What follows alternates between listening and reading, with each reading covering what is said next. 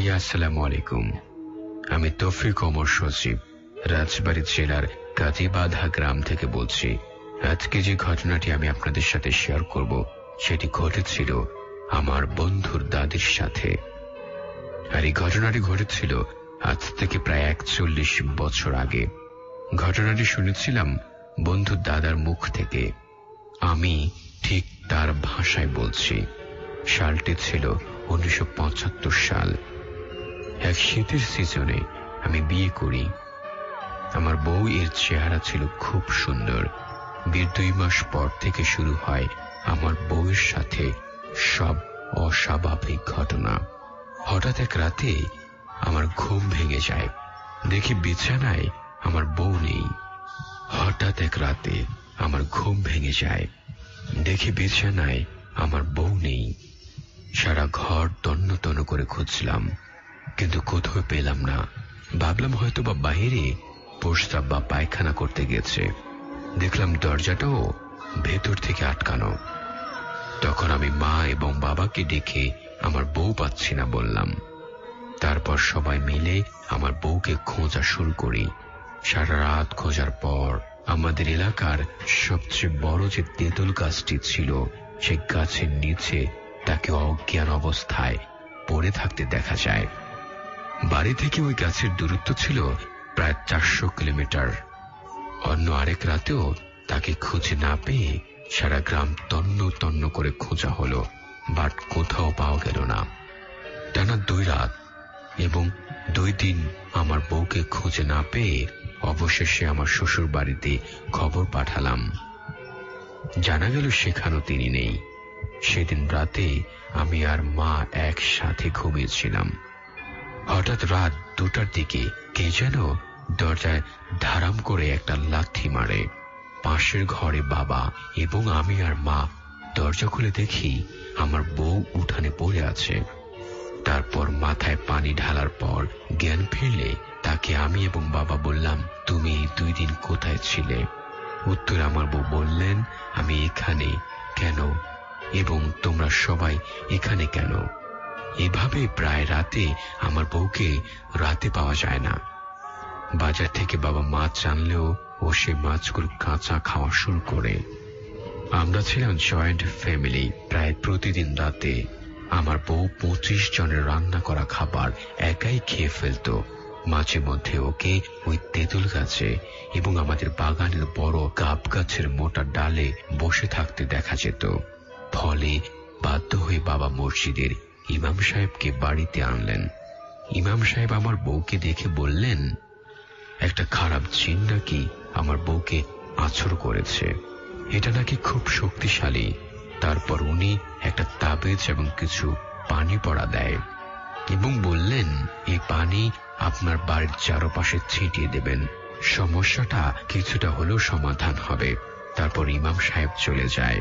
পরে বাবা বাড়ির চারপাশে ইমাম সাহেবের পড়া পানি ছিটিয়ে দেয় এবং আমি আমার বউয়ের হাতে তাবিজ বেঁধে দিয়ে বেশ কয়েকদিন ভালোভাবে যাচ্ছিল।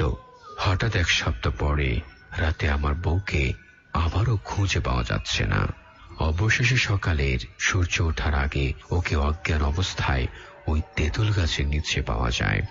তারপর আমি ইমাম সাহেবের কাছে গেলে সে বলেন, এটা আমার পক্ষে সম্ভব নয়, তবে আমি একজনের ঠিকানা দিতে পারি, সে ওই সমস্যার সমাধান 100% করতে পারবে।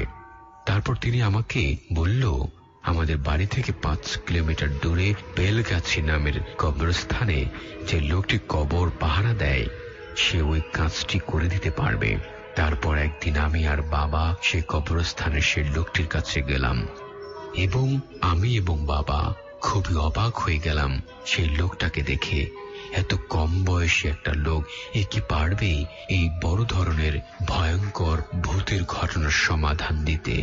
বাবা কবরস্থানের লোকটাকে আমার বউয়ের সাথে ঘটে যাওয়ার সব ঘটনা খুলে বললেন। তখন ওই লোকটি মাথা নাড়িয়ে বললেন, এ কাজ আমার পক্ষে করা সম্ভব নয়। অবশেষে আমি আর বাবা চলে আসি। এভাবে একের পর এক অস্বাভাবিক ঘটনা আমার বউয়ের উপর ঘটতে থাকে। বাবা একদিন পুনরায় সেই ইমাম সাহেবের কাছে যায় এবং বললেন, যেভাবেই হোক আমার বেটার বউকে ভালো করে দেন। উত্তরে তিনি বললেন, আমি এটা সমাধান করতে কখনই পারবো না। আপনি কি কবরস্থানের ওই লোকটার কাছে গিয়েছিলেন? তখন বাবা বললেন, গিয়েছিলাম, কিন্তু তিনিও বলেছেন যে এটা তার পক্ষে সম্ভব নয়। উত্তরে ইমাম সাহেব বললেন, দেখেন, একমাত্র উনি পারবে এটার সমাধান করতে। আপনি ওনার কাছে যান। এবং হাত জোর করে বললেন কাজটা করে দিতে। আমি এবং বাবা আবার কিছুদিন পর সেই বেলগাছি কবরস্থানের পাহারাদারের কাছে আমরা দুজন আবার গেলাম। এর কাছে দুজন হাতে পায়ে ধরে অনেকক্ষণ অনুরোধ করার পর, অনেক পারাপারের পর তিনি রাজি হলেন এবং তিনি বললেন, এই মাসের প্রথম পূর্ণিমার রাতে রাত 12টার পর এই কবরস্থানের পাশে যে রাস্তা দেখছেন, এখান দিয়ে প্রতি পূর্ণিমা রাতে একটা ঘোড়ার গাড়ি যায় এবং সামনে দুটি বড় বড় কুকুর পথ দেখাতে দেখাতে নিয়ে যায়। ওই ঘোড়ার গাড়ির ছাউনির ভেতরে থাকে জিনের সর্দার। আমি একটা চিঠি লিখব, সেটা নয় ইংরেজিতে নয় বাংলাতে, চিঠিটা লিখব আরবিতে। আর ওই চিঠিটা যদি তুমি, অর্থাৎ আমি ওই ঘোড়ার গাড়ির পেছনে দিয়ে গাড়ির মধ্যে রেখে যেতে পারি, তাহলে নাকি আমাদের সমস্যার সঠিক সমাধান হবে। যেমন বলা তেমন কাজ। আমি পূর্ণিমার রাতে বাবাকে সাথে নিয়ে ওই কবরস্থানের লোকটার কাছে গেলাম।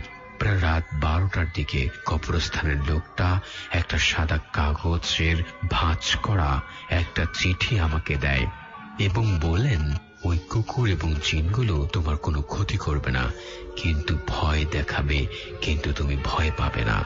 ভয় পেলে কোনো সমাধান হবে না।